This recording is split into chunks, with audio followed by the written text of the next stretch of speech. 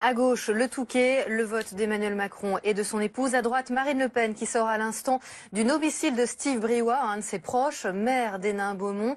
Il est également président par intérim du Front National depuis que la candidate a décidé de se mettre en retrait. Ils ont là aussi sans doute discuté stratégie et elle va aller voter dans une école élémentaire de cette ville qui est devenue son fief électoral. C'est là qu'elle s'est lancée. Là où donc Camille nous le disait tout à l'heure, elle envisage en cas d'échec à la présidentielle éventuellement de se présenter aux législatives. D'ailleurs, un mot, puisqu'on était sur les deux candidats en même temps, Camille Anglade dit le président élu devra démissionner de tous ses mandats. Emmanuel Macron, il a déjà démissionné, enfin, il n'a pas de mandat particulier.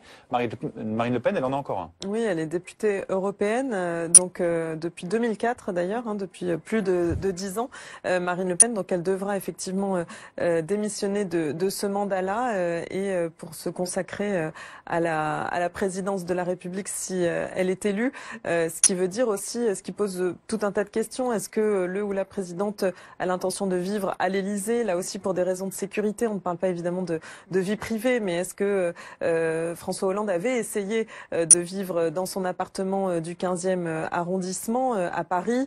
Il avait été très compliqué de mettre en place cette nouveauté, notamment surtout pour des raisons de sécurité en temps d'état d'urgence. Donc cela fait partie des éléments que devra désigner le nouveau président. Emmanuel Macron a voté à l'instant. Vous évoquiez l'Élysée. Il y a aussi tout un mythe autour des ors de la République. Chaque président et son épouse a souvent mis sa touche, a refait une partie des appartements privés.